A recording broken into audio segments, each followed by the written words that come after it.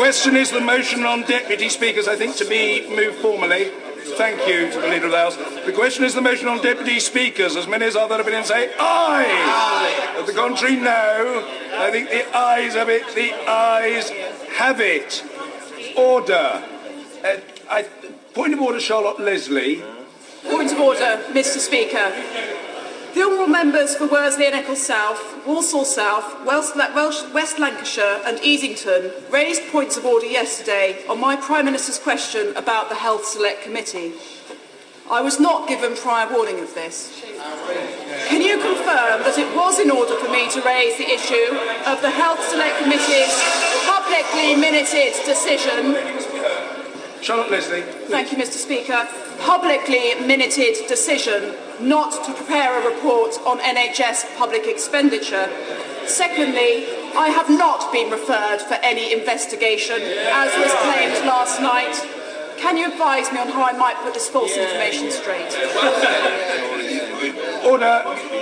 I will come to other points of order. Can I say to the honourable lady, I thank her for her courtesy in giving me notice of her intention to raise this point of order, and I thank her for what she said.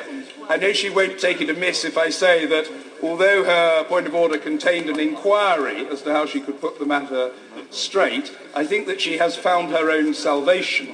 What I do want to say is it is one of the courtesies expected of honourable members that they should give notice, and I make this statement on advice. I do take advice on these matters, as the House would expect. It is one of the courtesies expected of honourable members that they should give notice to another member if they intend to make personal criticism of them in the House. I listened carefully to what the honourable lady said in her question to the Prime Minister yesterday. I took the view that it was not evidently out of order. Whether it was wise or appropriate to raise matters relating to the internal working of a select committee and Prime Minister's questions is a different matter on which members will doubtless have different views. The honourable lady says that she has not been referred for any investigation. In this respect, I understand she is correct. The Health Committee has not at this stage made any report on the matter. She has put her view on the record. I think we should leave this matter there. I would simply add my view that mutual trust between members of select committees and confidence that the confidentiality of private discussions in committee will be respected are important to the effectiveness of select committees. Point of order. Point of order, Mr. Chris Ruane. Mr. Speaker, more grubby business.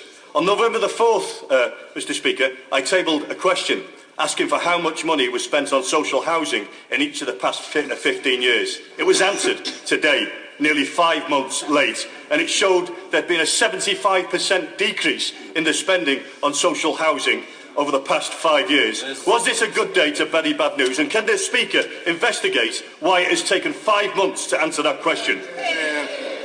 I'm very taken aback by the idea that any question should be unanswered for so long. Members will have heard me many times say, on behalf of the House, that ministers should answer questions speedily and as comprehensively as they can. And the Leader of the House has noted that.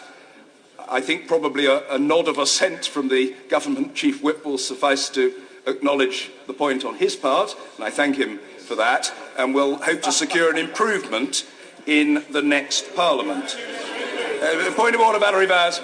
Order, Mr. Speaker, on the point of order of the Honourable Member for Bristol North West. Could we have your guidance on whether a referral relates to a letter that has gone to the Standards Committee or a letter to you or not? And should the Honourable Member for Bristol North West have given us the courtesy when she released informal notes of meetings, of conversations and meetings of a select committee to the media and also to... Well, I'm genuinely grateful to the honourable lady for her point of order. She is, of course, a member of the committee in question and therefore has a very direct interest. I hope she will not take it amiss if I say that I think my fairly comprehensive response to the honourable lady's point of order treated of those matters, and I acknowledge the veracity of what the honourable lady had said, but I also made the point about courtesies and confidentiality and by implication the inappropriateness of breaching such conventions, and I hope colleagues will feel that there is nothing that now needs usefully to be added. We do now come to the general valedictory debate, and just before I call the Right Honourable Gentleman Member for North West Hampshire, can I just explain to the House that a very large number of colleagues wish to speak. I have decided that the first two speakers should have 8 minutes each.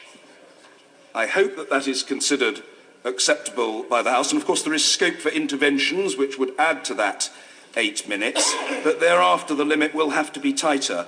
I would happily sit here till midnight listening to the speeches, but unfortunately, again, I'm subject to the timetabling, which is not determined by me. The first speaker in the debate will be the Right Honourable Gentleman, the member for North West Hampshire, Sir George Young.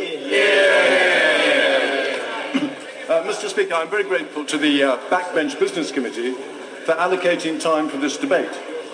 And